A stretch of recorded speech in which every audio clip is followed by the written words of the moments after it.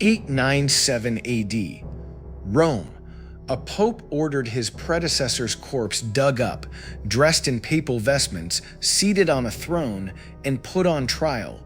This is not legend. This is documented Vatican history. Pope Formosus served as pope from 8091 to 8096 AD, died in April 8096, age 80. He had been dead for 9 months when Pope Stephen VI decided his predecessor needed to answer for his crimes. Pope Stephen VI became pope in 896, immediately became consumed with hatred for his predecessor.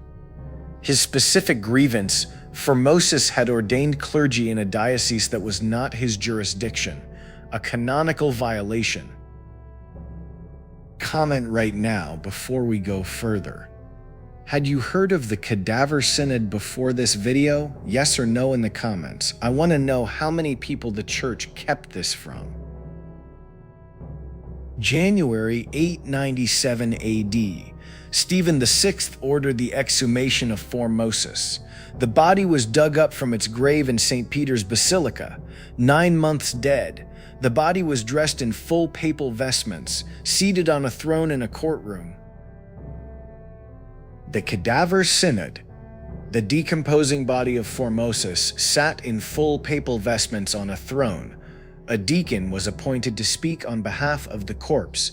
Pope Stephen VI stood before the dead body and screamed his accusations at it. Sit with that image for a moment. The head of the institutional church, the successor of Peter, screaming accusations at a decomposing corpse dressed in papal robes in a Vatican courtroom in 8097 AD. This is the institution that gave you your faith. The deacon appointed to defend the corpse gave answers on Formosus's behalf. Stephen rejected every defense. The trial concluded. Formosus was found guilty of perjury and of serving as bishop of 2 dioceses simultaneously. After the verdict, the papal vestments were torn from the decomposing body. The 3 fingers on the right hand that performed ordinations were cut off. The body was dragged through the streets of Rome, thrown into the Tiber. The Roman citizens who witnessed this were outraged. Stephen VI had gone too far even by 9th century standards. A popular uprising followed. Stephen VI was seized, stripped of his papal vestments, imprisoned. Pope Stephen VI was strangled in his prison cell in 897 AD, the same year as the Cadaver Synod. The man who put a corpse on trial was himself killed by the institution he led. Rome was descending into chaos. Pause here and comment. Do you believe the Vatican tries to hide this history from ordinary Catholics, or do you think it simply does not matter to them? Both sides in the comments. This is the debate I want. Pope Theodore II became pope in December 897, immediately convened a synod, reversed the Cadaver Synod verdict, rehabilitated Formosus, ordered the body recovered from the Tiber and reburied with full papal honors.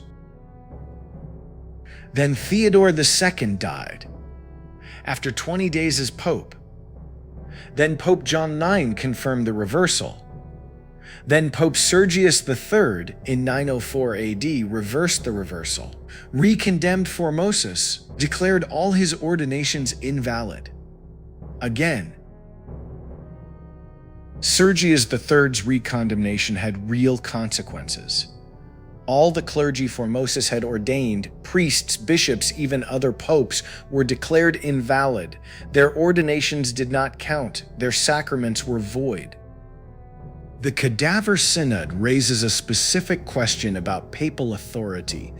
If the pope is infallible, which pope was right about Formosus? The one who condemned him? The one who rehabilitated him? The one who re-condemned him? Here is what I find genuinely striking about this.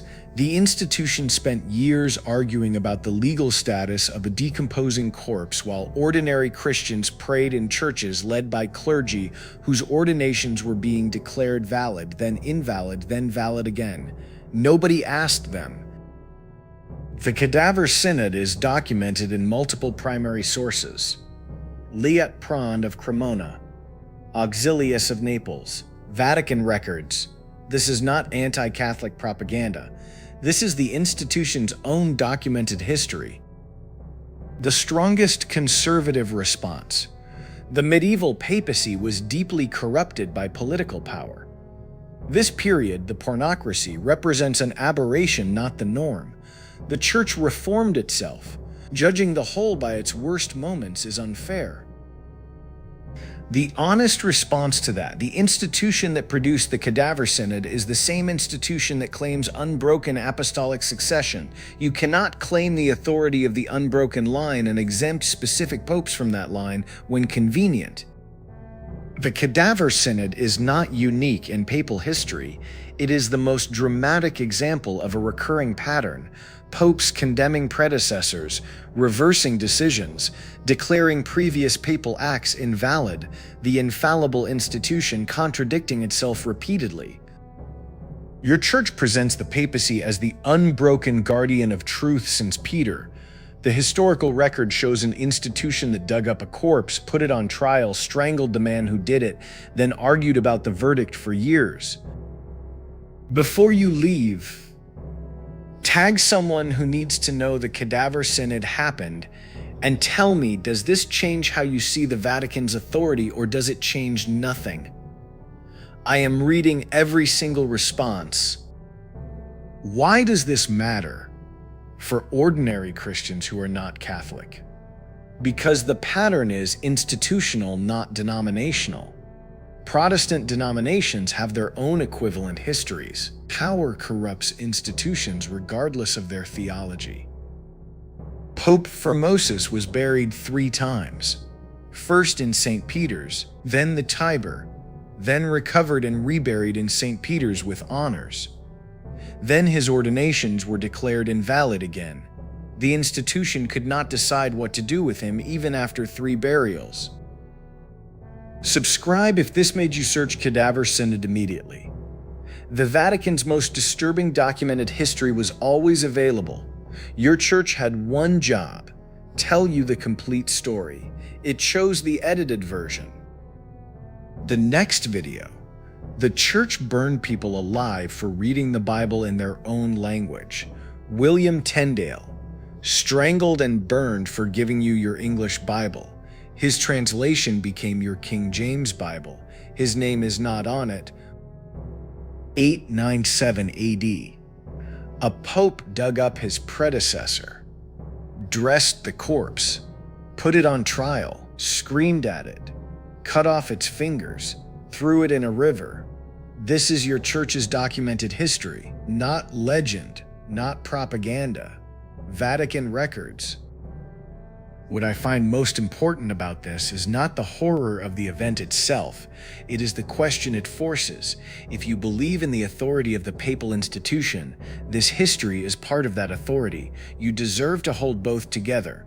Your church only gave you one. The body of Formosus was eventually reburied in St. Peter's Basilica, where it rests today. The man whose corpse was put on trial by the institution he led rests inside the institution's most sacred building. History does not resolve neatly. Your faith does not require the institution to have been perfect. No honest faith does. But a faith that cannot hold its institution's history, that needs the edited version to survive, is a faith that belongs to the institution, not to you.